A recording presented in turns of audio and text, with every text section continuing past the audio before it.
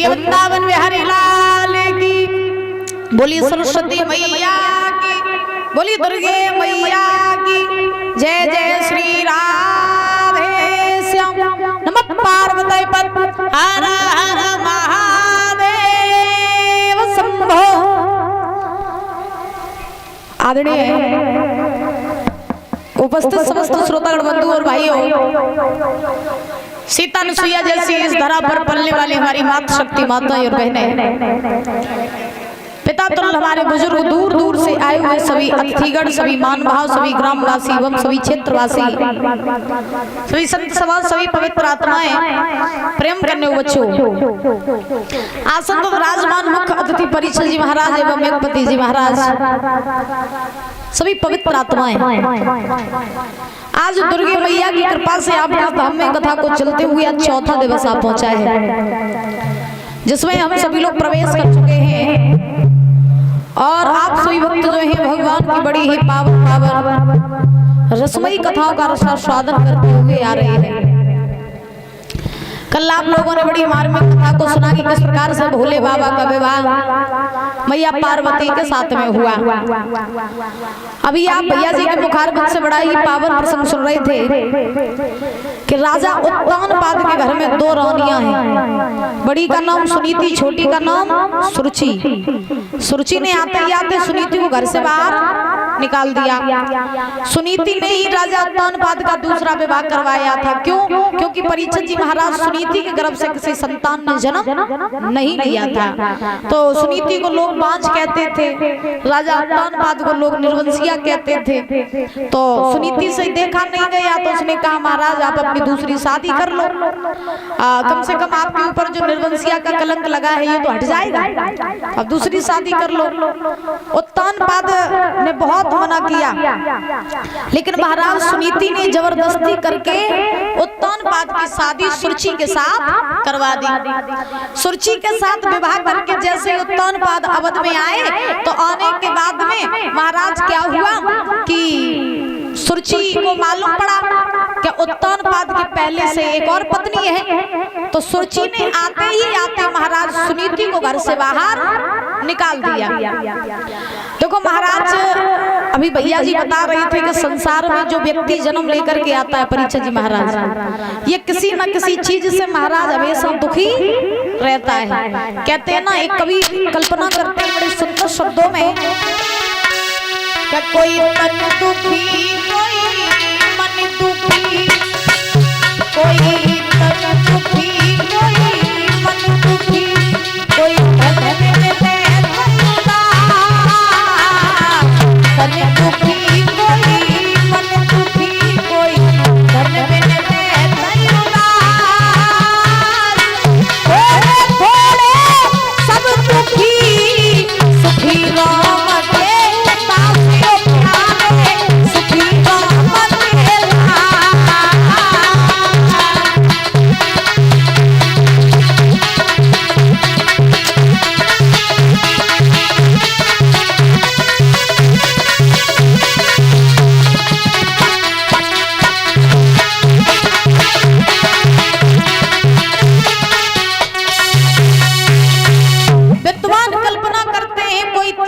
कोई मन दुखी, कोई धन बिन रहे तो उदास, और थोड़े थोड़े सब दुखी, सुखी राम के दास। दुनिया में सब सुख महाराज दुखी है, कोई सुखी नहीं है, सिर्फ एक व्यक्ति सुखी है। कौन? जो भगवान के दास बन जाते हैं, जो भगवान के भक्त बन जाते हैं, उन्हें ही सुख होते हैं संसार में। याद रखो ना, कोई राजा हो, चाहे महाराजा हो, चाहे अमीर हो, चाहे गरीब हो, हर काऊ को दुख महाराज होते ही है। काऊ के पास पैसा है तो संतान नहीं है, काऊ के पास संतान है तो पैसा नहीं है, काऊ के पास संतान पैसा सब कछु है तो कोई हारी बीमारी से दुखी, कोई घरवाली से दुखी, कोई बाहर वाली से दुखी, कोई काऊ से दुखी।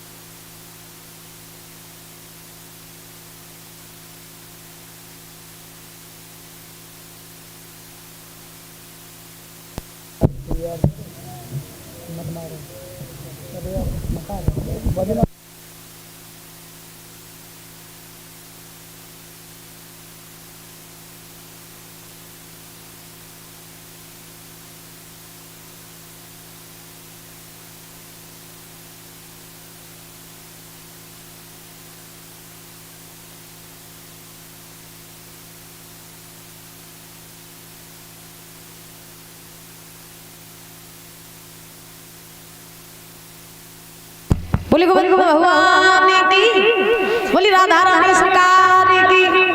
ये अब भैया जी की बहन दीपा ये माला पहना के सम्मानित कर रही हैं, वह जोरदार तालियां बजाएंगे।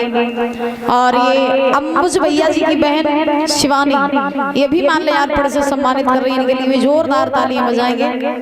भगवान से कामना करेंगे सुख शांति प्रदान होती रहे, धन के भंडार भरे रहे, समाज में पद प्रतिष्ठा बनी रहे, किसी भी चीज की कोई कमी ना हो, ठाकुर जी की कृपा, दुर्गे माँ की कृपा बनी रहे, ये भगवान से कामना आकांक्षा है। बोली राधा रानी सरकार की, बोली बांके बिहारी लाल की।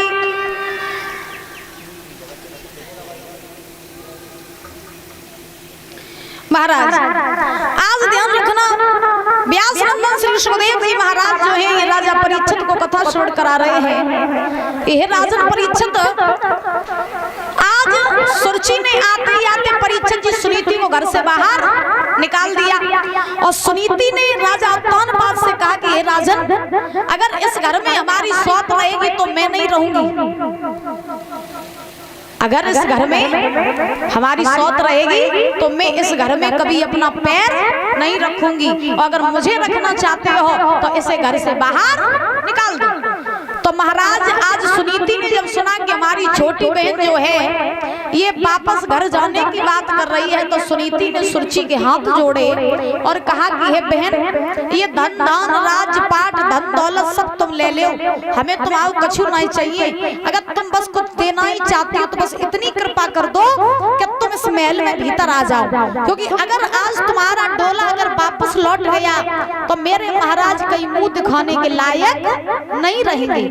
इसलिए तुम मुझे, मैं तुम्हारी दासी बन के रह लूंगी, मैं तेरे बच्चे को खिलाती रहूंगी, मैं तेरी सेवा करती रहूंगी, लेकिन बहन डोला वापस न करवाओ। तो सुरची ने कहा देख, अगर तू रहना चाहती है तो तू यहाँ नहीं रहेगी, खेतों पर जाकर के झोपड़ी बना करके रहेगी और खेतों के कागा उड़ाया करेगी, और खाने के लिए तुझे हम जौ की रोटी दिया करेंगे, तुझे बही खानी पड़ेगी। सुनीति ने कहा ठीक है, जैसा तुम्हें ठीक लगे, जैसा तुम कहोगे हम वैसा ही करेंगे। तो परीक्षित जी सुरची ने सुनीति को घर से बाहर निकाल दिया। सुनीति ने घर परिवार छोड़ा, दास दासियों जैसे वस्त्रों को धारण किया और धारण करके महाराज ये खेतों पे जाके झोपड़ी बना करके रहने लगी।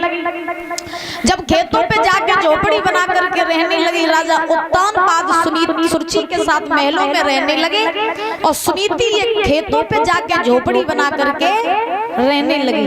अच्छा, सौत महाराज बहुत बुरी हो, तो मौत आ जाए तो बढ़िया है, लेकिन घर में सौत आ जाए तो बढ़िया नहीं है। का आती है सौत आ जा बताओ, परीक्षित जी को दूसरों ब्याह करवाए दे। बोली वाक्य बिहारी लाल की। महाराज ध्यान रखना, आज सुखदेव जी महाराज समझा रहे हैं राजन परीक्षित, सुनीति खेतों पे जाकर के रहने लगी झोपड़ी बना करके। धीरे धीरे समय बीता, एक दिन सुनीति जो है ये अपनी झोपड़ी में परीक्षित जी लेटी हुई हैं, और जब सुनीति महाराज अपनी झोपड़ी में लेटी हुई हैं तो एक दिन इन्हें अपने पति की याद आ गई। किसकी याद आई? अपने पति की। सुनीति के पति को आते उत्तानपाद। चलो कुल सुन रही हो, ये तो वन सब देख रहा तो बहुत है। हाँ। तो महाराज सुनीति को अपने पति की याद आई। आधी रात का समय है, झोपड़ी में महाराज लेटी हुई हैं, सोचने लगी है परमात्मा, न मेरे गर्भ से काल संतान ने जन्म लो, न मेरे पास में मेरे पति है, तो भला हम जी करके करेंगे क्या? इससे अच्छा ये है कि हमें मर जाना चाहिए। तो आज ये सुनीति जो है दादा मरने का विचार बना करके और जंगल के लिए चली, और जब जंगल के लिए चली तो अपने पति की याद करते वहीं जा रही हैं, और कहा बोली पिया तेरी ओ आई रही है मैं तो जाई रही हूँ याद बलम तेरी आई रही है मैं तो जाई रही हूँ।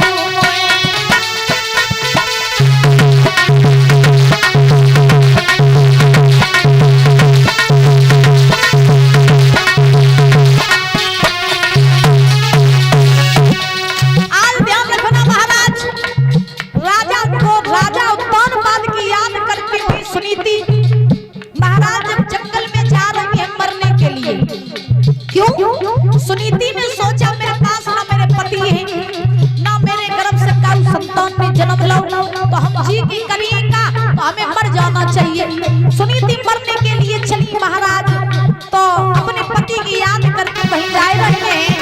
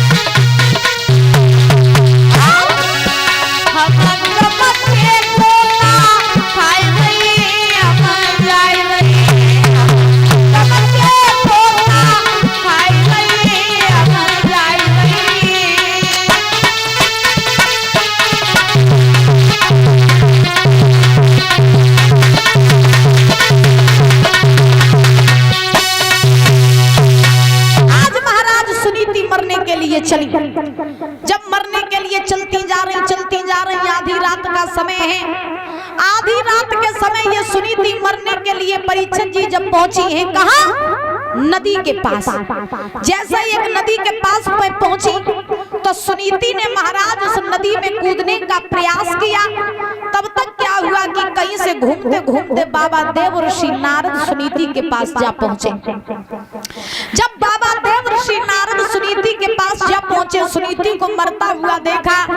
नारद जी ने सुनीति को रोका, बोले ए लड़की कौन हो तुम?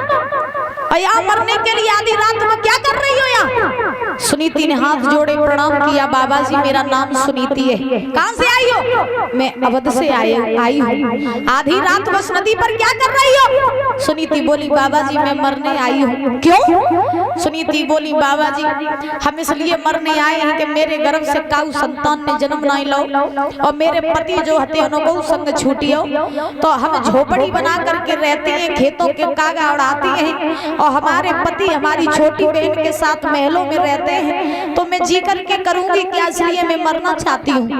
नारद जी ने सुनीति से कहा, बोले ए लड़की मरो नहीं, तुम मरो नहीं, हमें तुम्हारी मस्तक रेखा दिखाई दे रही है। तुम्हारी मस्तक रेखा पर ये लिखा है कि बहुत जल्द तुम्हारे गर्भ से एक ऐसा परम तेजस्वी यशस्वी बालक जन्म लेगा जिसका नाम इतिहासों में लिखा जाएगा और जिसका नाम हमेशा के लिए अमर हो जाएगा। वो तेरा भी उद्धार करेगा और साथ ही साथ तेरे 7 पीढ़ियों तक का भी उद्धार करेगा। ऐसी संतान तेरे घर में जन्म लेगी। सुनीति कहने लगी बाबा जी मेरे माथे पे संतान को योग तो नहीं लिखो, मुझे लगा मेरे माथे पे पागल जरूर लिखी दिखाई दे रही तुम्हें। नारद जी बोले क्यों? सुनीति कहने लगी जब मेरे पास में मेरे पति है नहीं तो संतान होगी कहां से? नारद जी बोले देखो अब तुम लौट जाओ और हम तुम्हें ये वचन देते हैं कि तुम्हारे गर्भ से एक संतान जरूर जन्म लेगी। सुनीति कहने लगी तुम्हारी बात हम मान लें, घरे लौट जाएं हैं और तुम अपने घरे लौट जाओ, हम अपने घरे लौट जाएं, जान न पहचान हम तेरे मेहमान। फिर तुम अपने घरे चली जाइए और संतान हमें ना भाई हमारे पति हमारे पास ना आए तो फिर हम तुम्हें ढूंढेगा। नारद जी ने कही देख लड़की तुझे नहीं मालूम है क्या बोलो वचन चाहिए और पड़ी जाए फीका और संत वचन पर फल पीका।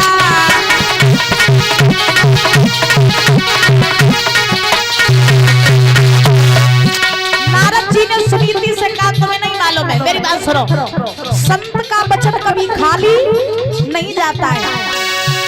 अरे मोर वचन चढ़ का फीका, संत वचन पत्थर की लीका, संत वचन पत्थर की लीका।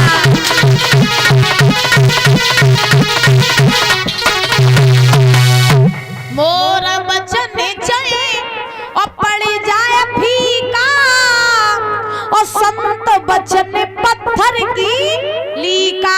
संत का वचन कभी खाली नहीं जाता है। तुम लौट जाओ यहाँ से।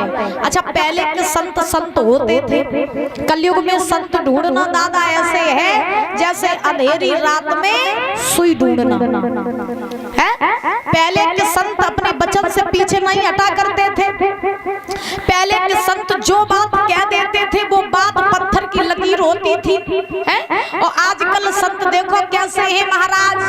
पहले के संत जो होते थे वो मनुष्य को अंधकार से प्रकाश की ओर ले जाते थे, और आज के संत ऐसे हैं जो मनुष्य को प्रकाश से लेके अंधकार की तरफ ले जाते हैं। आजकल तो संत कैसे हैं परीक्षक जी महाराज, सवेरे उठे, लाल पीले कपड़ा रंगे, लंबो टीका लगाओ, एक झोरी टांगी, सब दिन गांव में भिक्षा मांगी, और भिक्षा मांग के जो कछु मिलो सो संजा के बेच बाँच के और पौआ पी के डरे नाली में।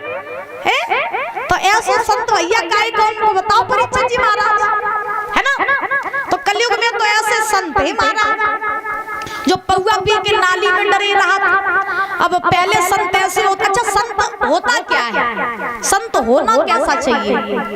जरूरी नहीं है कि लंबो टीका लगाओ, लाल पीले कपड़ा रंगो तभी हम संत हो सकते हैं। नहीं, असली संत तो वो होता है जो चरित्रवान हो, गुणवान हो, धैर्यवान हो, और महाराज जिसकी आत्मा शुद्ध हो, जो महाराज संसार के लिए नहीं बल्कि परमात्मा के लिए जिए, ऐसा होता है संत। और ऐसा संत अगर पैंट शर्ट पहने तो वो भी संत होता है, याद रखो। कई संत कहीं दूसरी कंपनी से कहीं लॉन्च थोड़ी ना होते हैं ना, संतों के लिए कहीं अलग से कोई कंपनी बनी है। हाँ, हम ही लोग तो संत हैं, लेकिन भाव सिर्फ इतना है कि महाराज हमारे आचरण, हमारे कर्मों पर आधारित है हमारा भाग्य, कि हम क्या कर रहे हैं, क्या बन रहे हैं, क्या सोच रहे हैं, कहाँ जा रहे हैं, क्या कर रहे हैं, ये हमारे कर्मों पर आधारित है। अगर हमारे गुण अच्छे हैं, हमारा चरित्र सुंदर है, हम धैर्यवान हैं, हम सहनशील हैं, हमारी आत्मा शुद्ध है, यानी हमारे मन में किसी के प्रति कोई ईर्ष्या, कोई द्वेष, कोई गलत भावना नहीं है, तो हम ही वो संत हैं महाराज।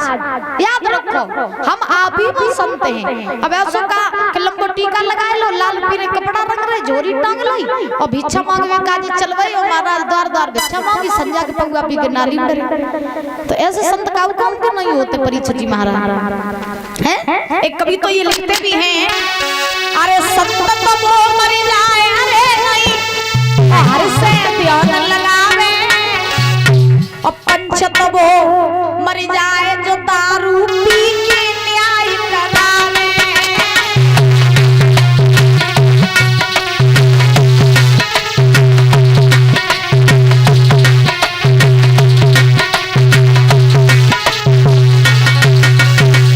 ध्यान रखना, विद्वानों कल्पना की है, संत वो मर जाए, अरे नहीं हर से ध्यान लगावे, और पंच वो मर जाए जो दारू पी के न्याय करावे।